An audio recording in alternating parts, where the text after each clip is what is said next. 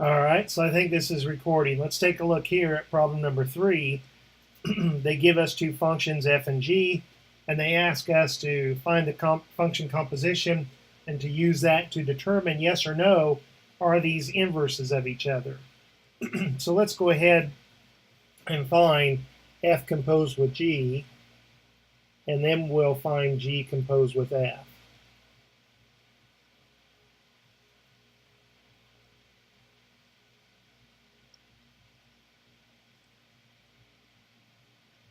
All right, so g of x is this radical expression here.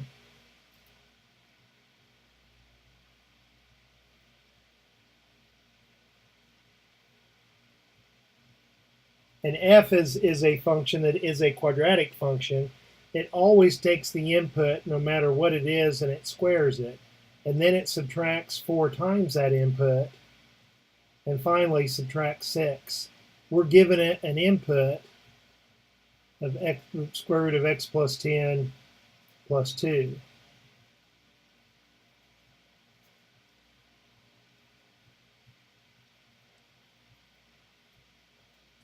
Now, on this first term, you may want to construct a table in order to help you multiply these together.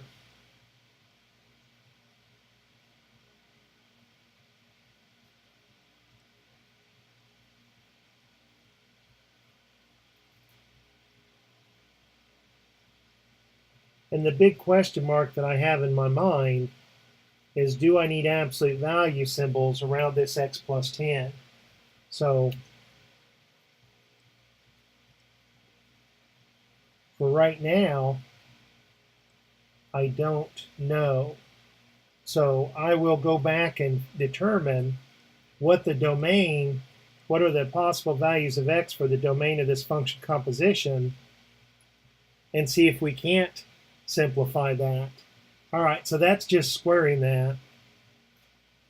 Let's go back and distribute this -4 to each term.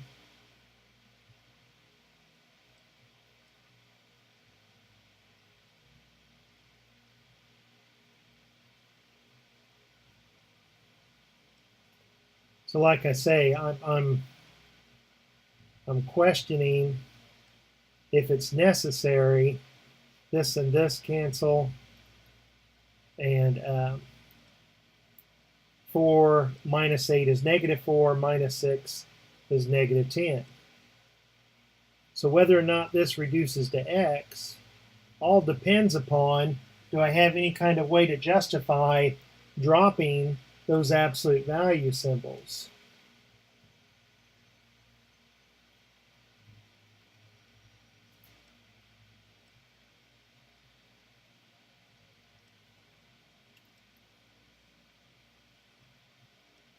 So let's find the domain of this function composition and see then if we know the set of possible x's that we're inputting into this function, if it's possible to simplify that or not.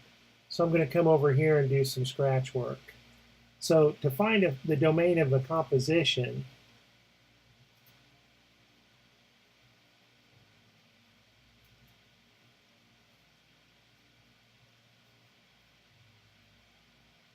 I have to think about how it's constructed. And two things have to be true for an input to have an output for this function composition. X has to be in the domain of g, and g of x has to be in the domain of f. Otherwise, we will not get an output. All right, so what is the domain of g? Well, the domain of g, I see a variable underneath a radical, and that has to be 0 or positive. So I know that x has to be greater than or equal to -10. So I know the domain of g is from -10 to infinity. So is there going to be another restriction on this domain for this composition? Well, let's look at the domain of f. The domain of f, at first glance, you might think that it's all real numbers because it's quadratic, but look, they have restrained, they have put a constraint on there they've artificially defined the domain to be x greater than or equal to 2. So, is the output of this function greater than or equal to 2? For what values of x will that be true? Well, g of x is this square root of x plus 10 plus 2 greater than or equal to 2.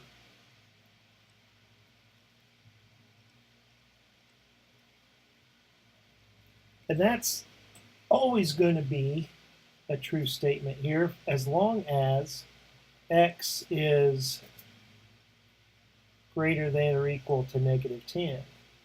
And that's the same thing we have over here. So we don't have any kind of additional constraint on here. All right, so I know then that the domain of this composition, the domain of f composed with g, is negative 10 to infinity. And knowing that means that I know if you pick any number in this domain and you add 10 to it, it's going to be 0 or positive. The only way we could ever get a negative value from x plus 10 is if x would be less than negative 10, and it's not. So this domain tells me that I can drop the absolute value symbols, and I know that this f composed with g simplifies to x. All right. Now what about the function composition the other way? Let's find g composed with f and see if it also reduces to x, which I suspect that it will. I suspect that these are inverses of each other.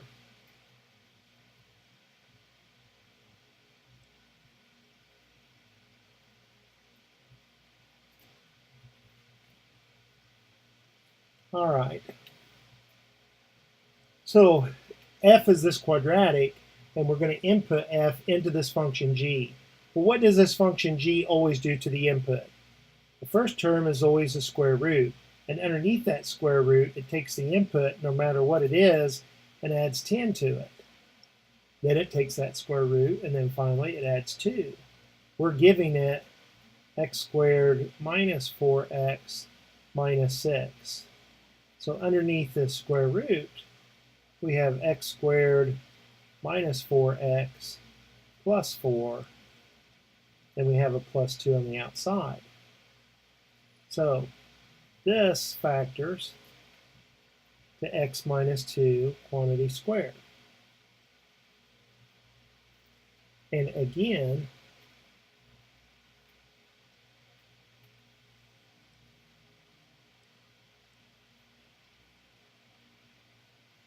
this is the principal square root, and by definition, the answer is non-negative, 0 or positive. So to guarantee that this x minus 2 is 0 or positive, we need absolute value symbols around that. But just like before, I don't really know yet if there's justification that I could drop those absolute values. So I need to find the domain of g composed with f. All right. So let's come over here and do some scratch work. To give myself a little bit of room.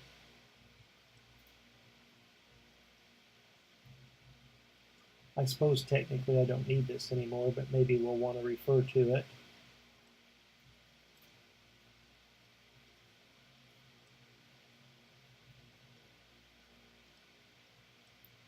So I have this function f. I'm giving it input. The output of f becomes the input for g. And the output of g is the y coordinate from our function composition. So to get a y-coordinate, to get an output, two things have to be true. X has to be in the domain of f. What did we find the domain of f to be? Well, the domain of f was given. The domain of f was restricted to be greater than or equal to 2. And what about the domain of g? We know that it has to be greater than or equal to negative 10. So for this f of x to be in the domain of g, the output, this f of x, has to be greater than or equal to negative 10. What is this f of x? It is this quadratic.